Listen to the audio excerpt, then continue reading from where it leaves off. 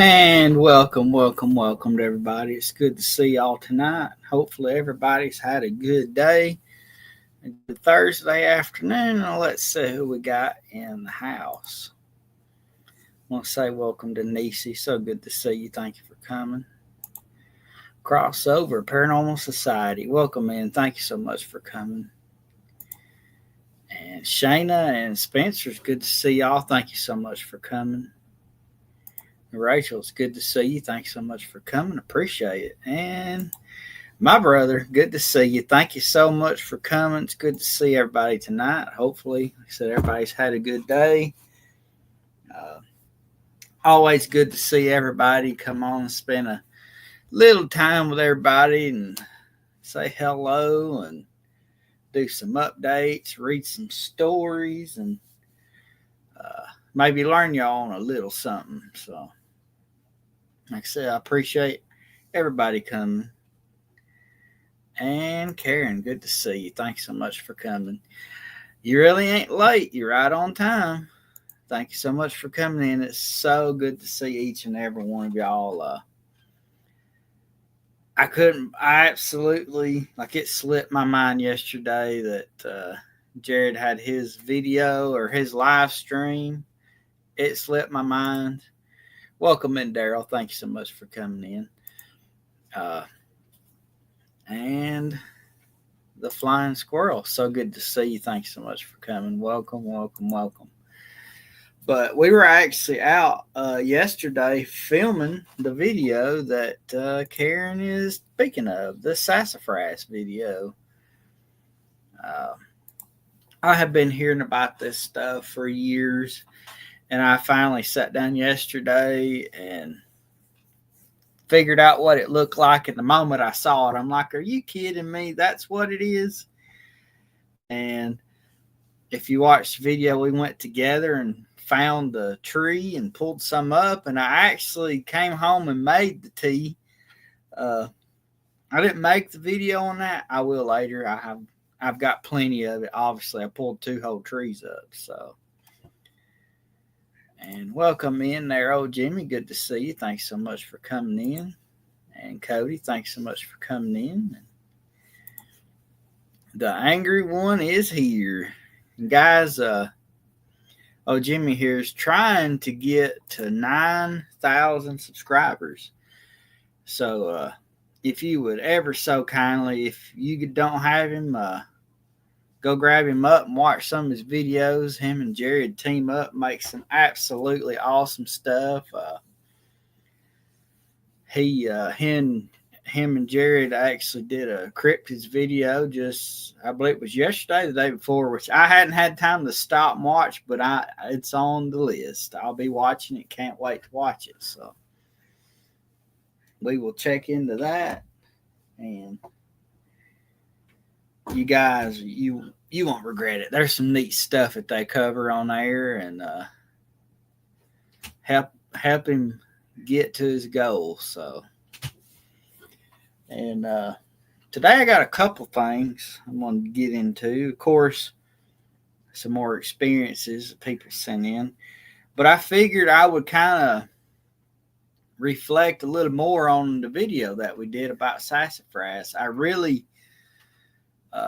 didn't get to go into the uses of it. So we're going to do that tonight, talk about some of the uses of it. And that plant is so unique. I've never heard of a tree that has 3 different leaves on it. And when you smell of it, you can clearly smell the root beer smell. And I have a gallon glass jug. It's actually a Dolly Parton jug. I paid $5 for that. And I bought it especially for our tea there. I've got it in the refrigerator, ice cold, and I've been nipping at it here and there. It's really good. Really good stuff. Has a really good taste and has a good smell. And Cody's right. And Karen's also right. I actually did buy that at Dollar General, of all places. I did indeed buy that there. It's actually a pretty fun video, but did you guys see how hot it was? My glasses even fogged up in that video. It had just rained probably about 30, 45 minutes before we came to that place, and it was so stinking hot. My glasses fogged up. And but it was miserable, and we were gonna go do some other stuff out there, but oh golly, we couldn't wait to get home because it was so hot. And then something else that's really neat while looking for our sassafras trees, it's in an area where yellowroot grows. I was looking at it, and it's thick and full this year. And I usually gather some up and have it dried, which I still have the last that I gathered, so I just left all that there to grow. But it's always nice to know where to get things when you need them. So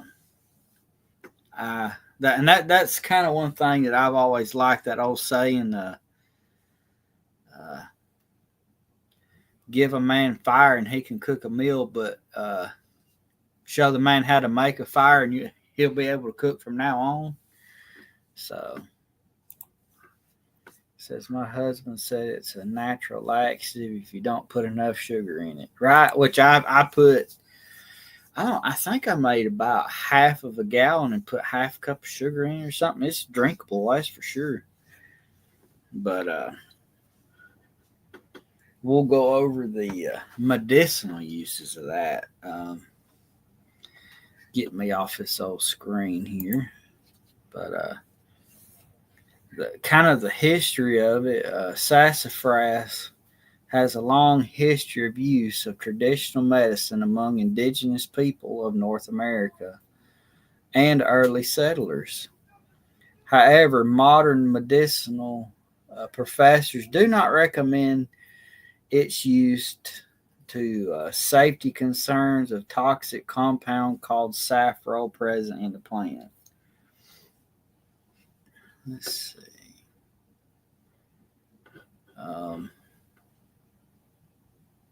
Which that is true. They tell you not to. Even the people that take it avidly, they don't sit here and drink an entire gallon every day. Just drink a cup or two a week. It's good stuff, though. And it says traditional uses as a fever reducer. It says historically used to treat fevers and colds. Pain relief, employed to soothe chronic rheumatism, gout, arthritis, headaches, menstrual pain, sprains, owing it to its proposed anti-inflammatory and analgesic purposes. It says also a diuretic, used to increase urination, potentially aiding with high blood pressure and fluid retention. It's a detoxifier and blood purifier, considered a spring tonic or blood purifier in some traditions. As a digestive aid, it's believed to help with various digestive issues such as gas, bloating, constipation, and stomach upset. Skin health, applied topically for conditions like rashes, acne, poison ivy, wounds, and sores. And welcome in, James. Good to see you. Says, my wife and I were talking last week that this summer has been like it was when we were kids. Got rain just about every day.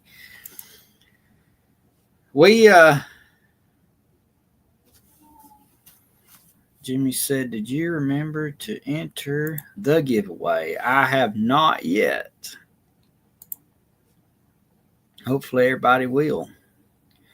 I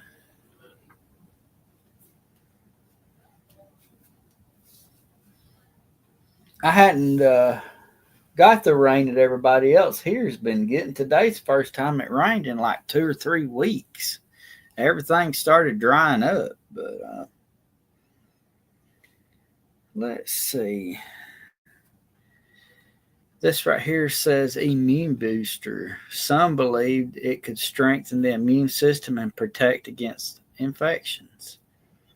Dental health, sassafras twigs were used as early toothbrushes used due to their pleasant flavor and antiseptic properties. It says head lice, sassafras oil was used topically to treat it. And of course, the important safety concern that says it contains substance called safrole, which has been shown to cause cancer in animal studies. Due to its risk, the FDA banned it from use in foods.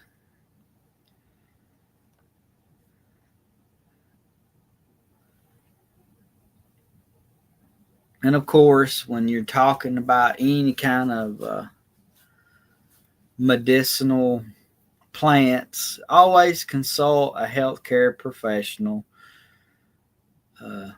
before using any herbal products. If you have any underlying health conditions and taking other medications, because you don't want anything to counteract, which is possible. Let's see. So he's doing a giveaway on his channel when he hits 8K. He got the details in a short and a live stream. So go check that out, guys. But it says it would not let me attach my screenshot. So now I'm mad. That's funny.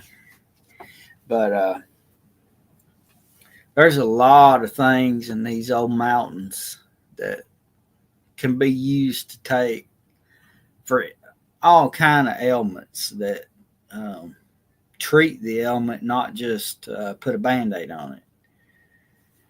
And I kind of see why the Native Americans thought sassafras as a cure-all. That's very interesting. But I have books and books and books on herbal medicine. I actually was a dealer to a local herbal shop for yellow root.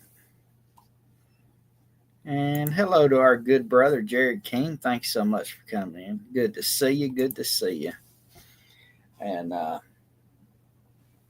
herbal medicine is that's what kept the mountain folk alive all, as long as they did. The natives passed their information on, and people used it, and it got them through some mighty hard times. So,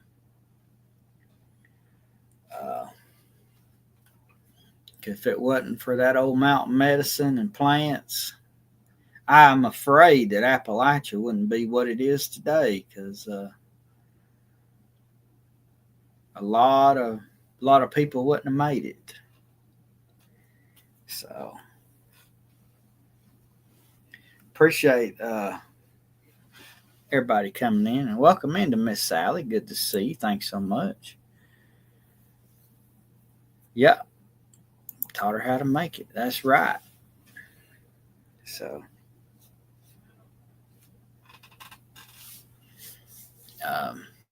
like I said, I've got all kinds of books and on herbal medicine and their uses, and always when we talk about that kind of stuff, like I said, you can't really not iterate. If you take medicines and you have sickness, talk to your doctor before you take these to make sure that what they have.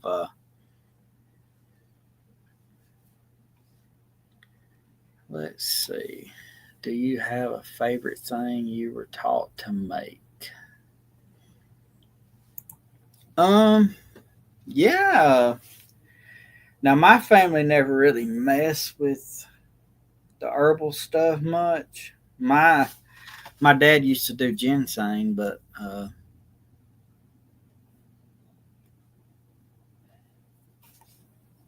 how to do there, Steve, the alligator horse? Good to see you. Welcome in. But my family were big time cooks, and probably two of my favorite things is homemade bread, biscuits, and my mother's homemade buttermilk pie. I love it, and we only eat that at Thanksgiving and at Christmas. I'll make it those 2 times a year. Know the rest of the time I won't make it because that's what makes them 2 holidays special. My mother made it for years, and when she passed away, I took the tradition on. And oh, I love it. I love buttermilk pie. And Autumn's family would be the fourth generation of bread makers because her great grandfather was a baker in Poland, where he was born. So, some people know buttermilk pie is chess pie. It's real similar. And Cody says, been craving a vinegar pie. I've never tried that either. I want to. Welcome in, Natalie. It's so good to see you. Welcome, welcome, welcome. Now, buttermilk, I don't really drink it. I don't care for it, but I always keep it around for making biscuits because you can't make a good biscuit without some buttermilk. So I got to keep it around for biscuits, and I make biscuits every time I'm off. That's one of my favorite things, homemade biscuits. My grandmother, like when we were kids, she'd have her apron, and there'd be a biscuit in every pocket of that thing. If you come in hollering, I'm biscuit, boy, she'd come in and she'd open that thing up, put you a tomato or something in it, and send you on your way. Says, hey, Steve, better fix the New York accent of yours. Might deport you. That's funny. Oh, me. Now, cornbread, I make it some, but I only want that with my beans, which I made some homemade crackling cornbread with some pintos and stewed potatoes just yesterday, and boy, was that stuff good. So, yeah, buddy.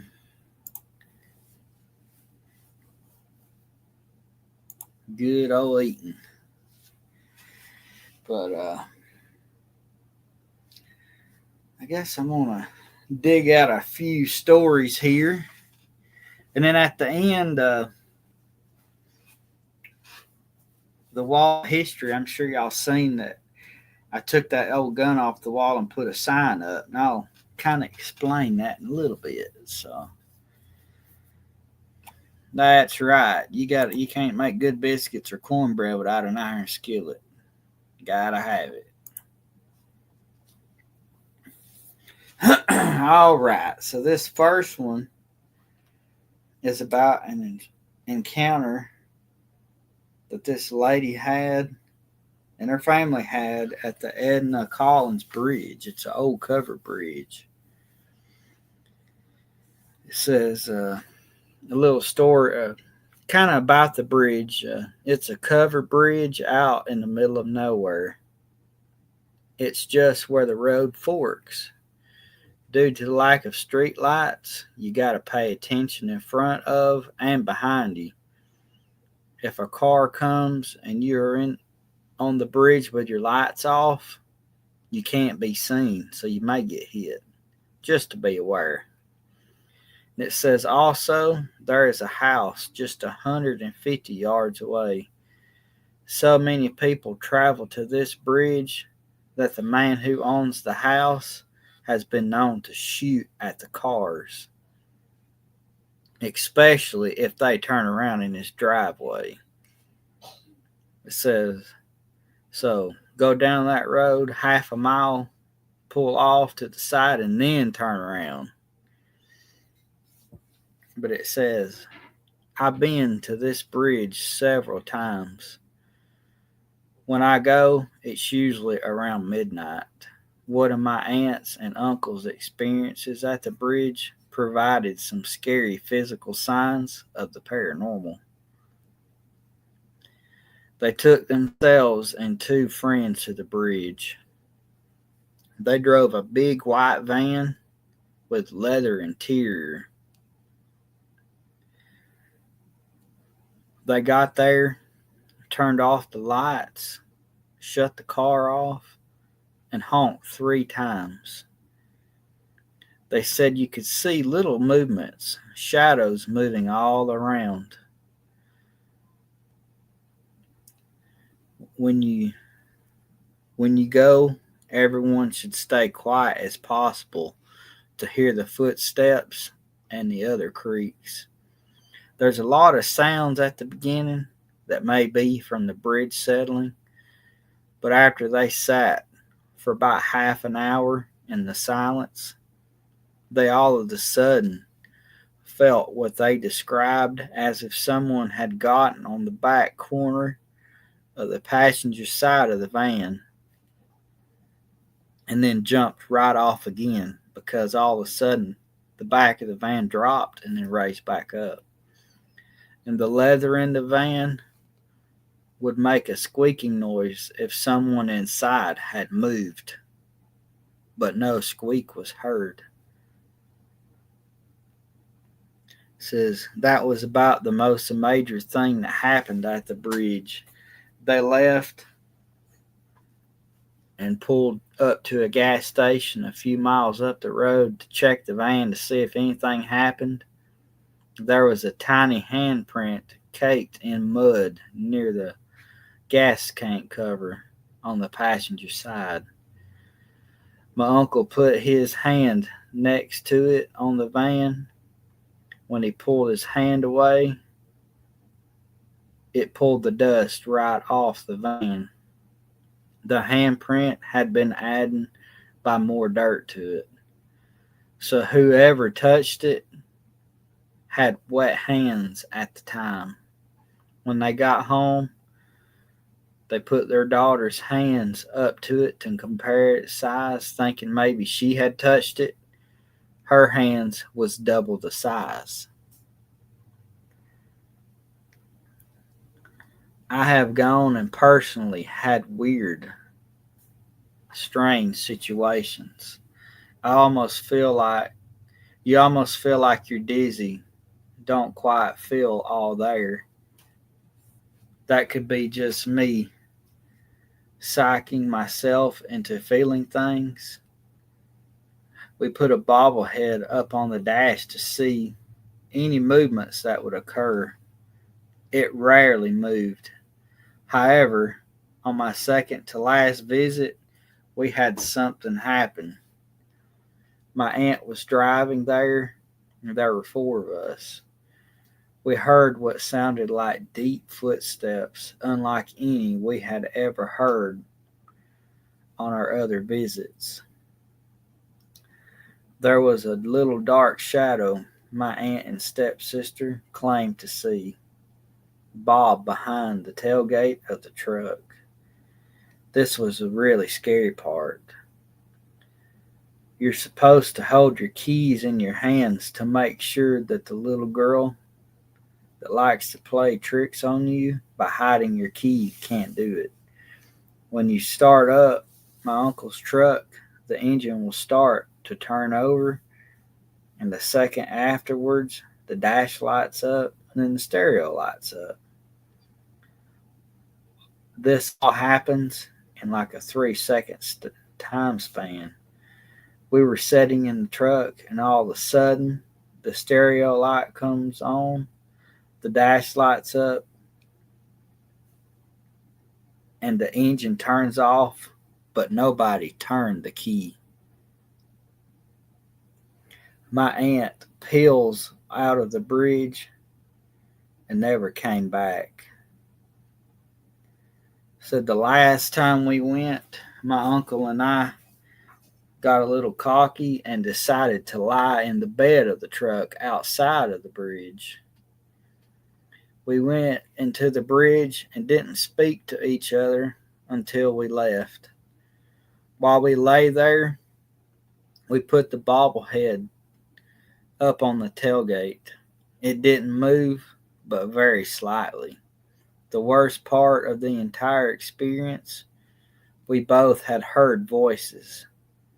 We couldn't make out what they were saying, but it sounded like an old man's harsh voice, then a little girl whimpering,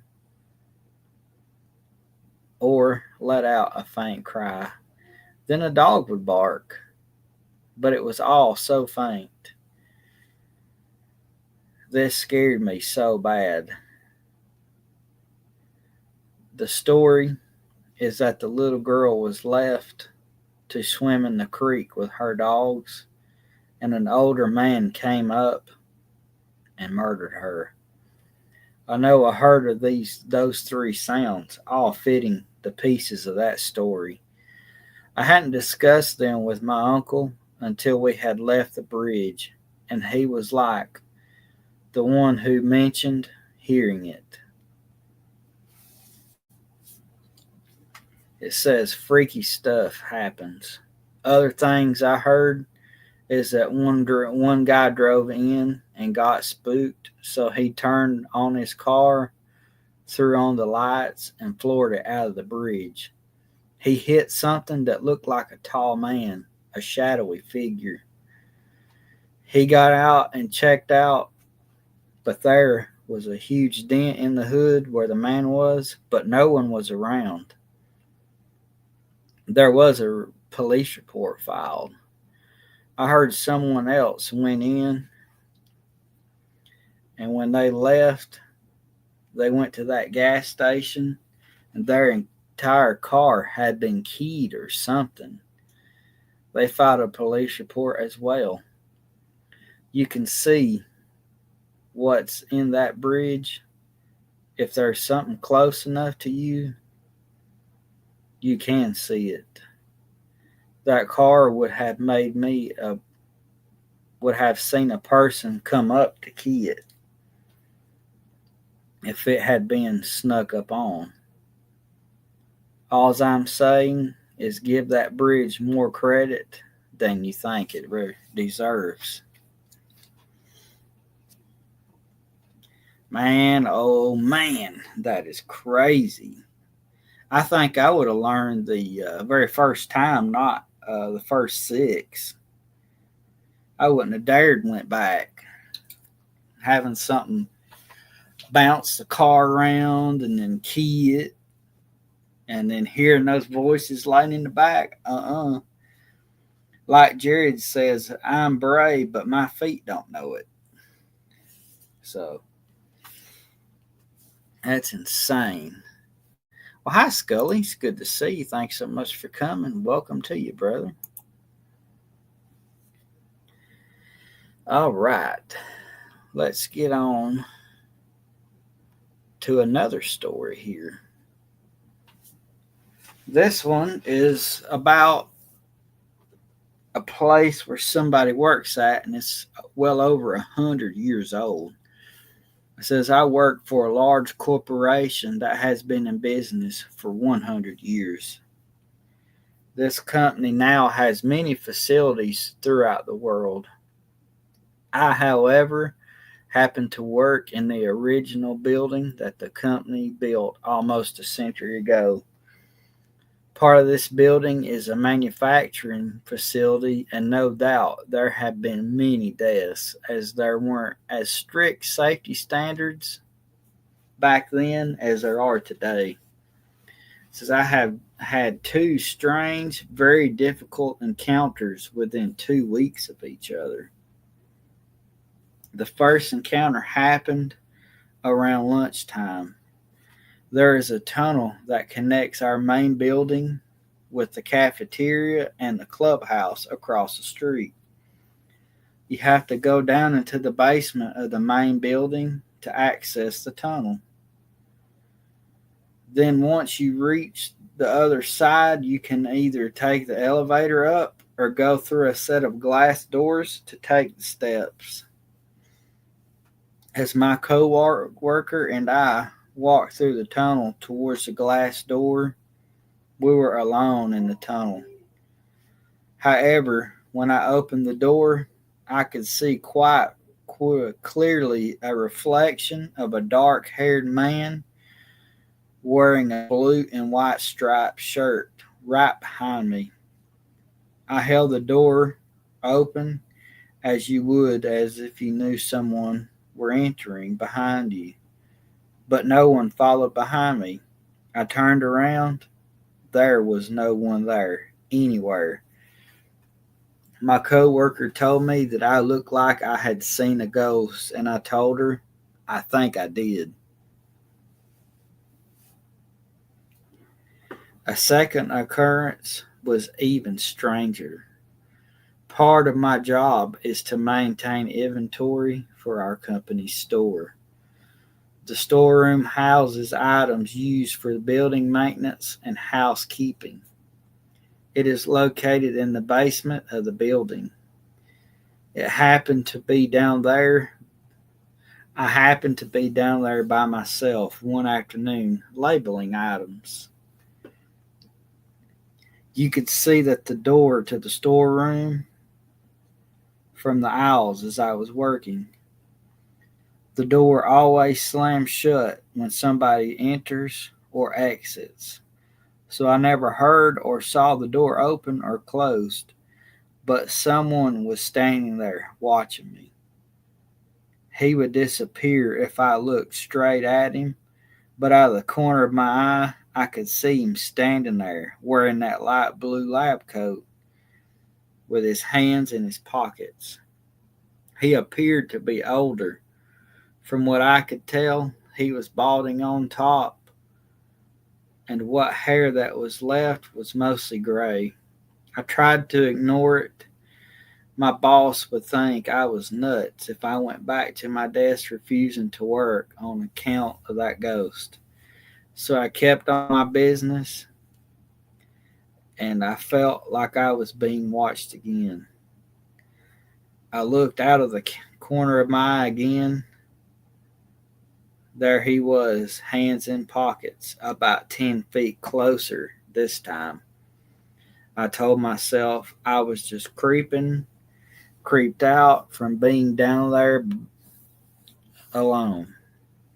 This place was very old, dirty, and creepy. However, a few minutes later, I looked again, and he was about 15 feet from me. I made an excuse to be finished down there for the day. I didn't feel any sense of malice or anger, just being watched. To this day, I wonder when I'm working down there, if he used to do my job in years past, or just making sure I kept things the way he liked them. I think I got his approval because I never saw him again. I think I'd have to have a new job. That'd be crazy down there working, feeling like somebody's just standing over you. How about no? I don't think so. That don't sound like a very fun job to me at all. But I'm gonna read one more short little story, and then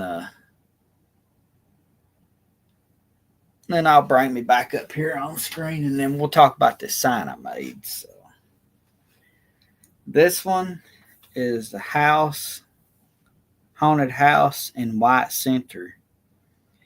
It says in White Center there is a house just a few blocks from the funeral home that is haunted. My family has lived there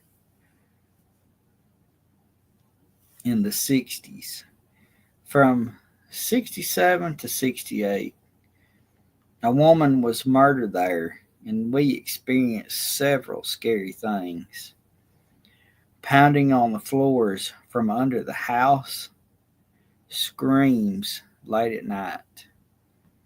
Fuses kept burning out Friday night while my brother and I were watching TV. After a couple of times of doing this, it happened again. This time, we went top changed the fuse and discovered that the main power switch this time was pulled down. That switch was so rusted it took both of us to push it back on. One night we came back after dinner. It was dark in the house. When we unlocked the door, we heard someone or something jump down from something in the kitchen and heard footsteps running out of the room. When we turned the lights on, a chair was pushed up against the refrigerator and our family cat was on top, hissing, totally terrified. Its hair was standing on end.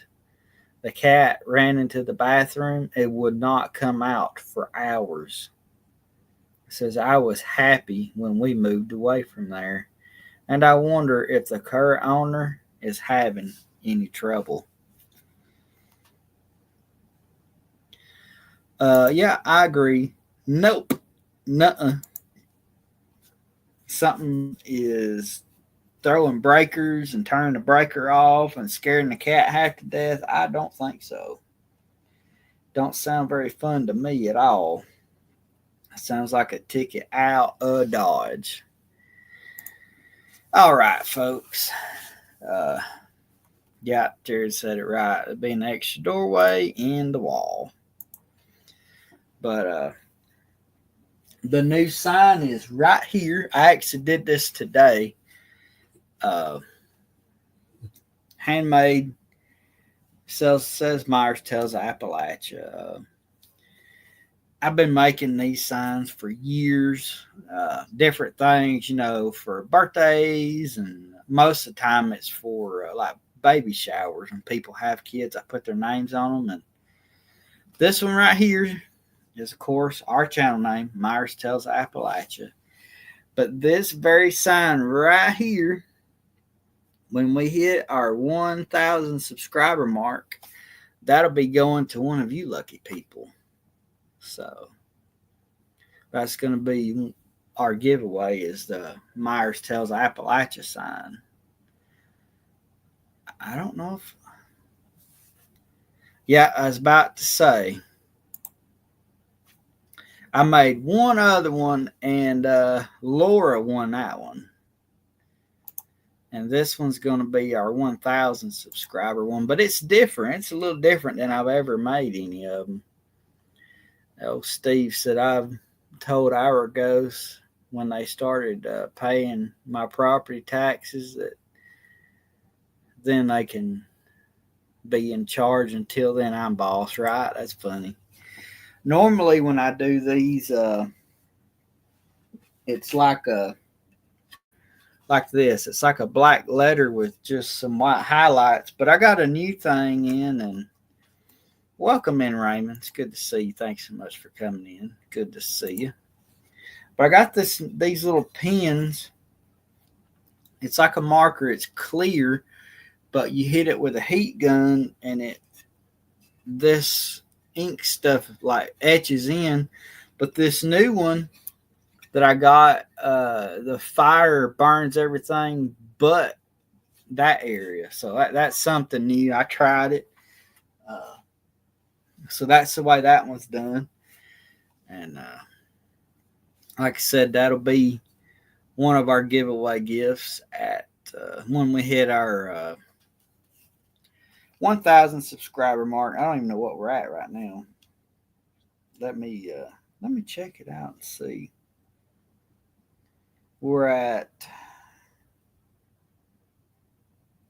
not 1,000. What am I talking about? 2,000 subscriber mark. I'm kind of shortchanging myself. We're at 1,891 right now. So when we hit the 2,000 mark, that'll be a giveaway, and maybe I'll have to come up with something better, something else to go there, another giveaway, and I don't know what it'll be. We'll figure that out. But I got to carry this thing right here to the music store, because I was actually trying to do some tuning on it. One of those strings broke, so I'm gonna carry it to the music store and have them put a new set of strings and tune it for me. Get it in tune. That way we can actually play it and it sound like it's supposed to. But yeah, that's bad. I forgot. I forgot how many I've had. I ain't even looked at it in so long. But uh, anyway, like I said, that sign will be somebody's when we hit that point. And I'll have to come up with some other ones. I may do a drawing for somebody. Uh, Let me know your name and I'll put your name on one or something. I don't know. We'll figure that out when it comes. And maybe that picture right there, I don't know.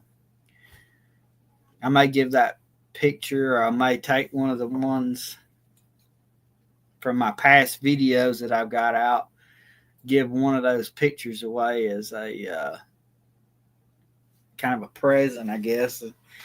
Either way, we'll figure that out. So, and like I said, don't forget to go over to Spooky Appalachian where he can hit his 8K mark, guys. And don't forget to sign up for his drawing that he hits.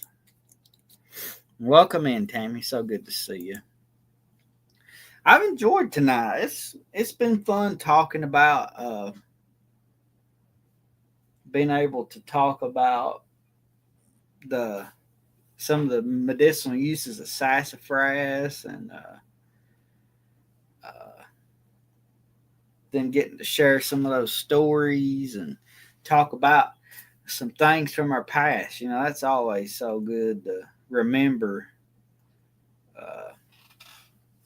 Remember our um, remember our kinfolk. You know, the one that's gone on, and remember them and some of the good times that we had. Like my mom teaching me how to make that buttermilk pie. Welcome in, Tarsha. I didn't see you there. Thanks so much for coming in. Welcome, welcome, welcome. But yeah, always good to remember them. My mother's been gone for 7 or 8 years now, and it don't. That's one thing that don't ever get any easier. Just as hard today as the day she passed away. But um, but we just learn to live with it and live with the hope that we'll get to see them when the Lord calls us home. We'll get to be together again. So I appreciate each and every one of y'all coming out and having a good time listening to the stories and having good fun in the chat and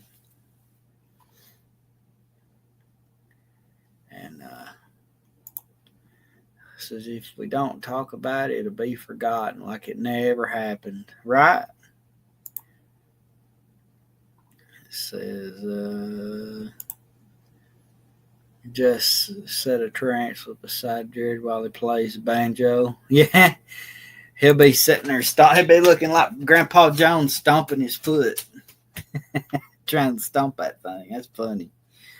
Oh Lord, it's good to see you, Ace. Thanks so much for coming in. And I don't know, maybe sometime I'll that video that I made yesterday. I really enjoyed getting to go out in the woods and film with you guys and show y'all how to find the plant, talk about it. That was really fun. I may do something else like that again. Who knows? We'll see. But like I said, I appreciate each one of y'all coming out and always having a good old time. If y'all haven't watched it, Jimmy put that video out today about those cryptids. I believe it's in Maryland, something like that. Him and Jared worked together on that one. So really good video. Go check it out. Subscribe to his channel if you hadn't. Help him get to his goal and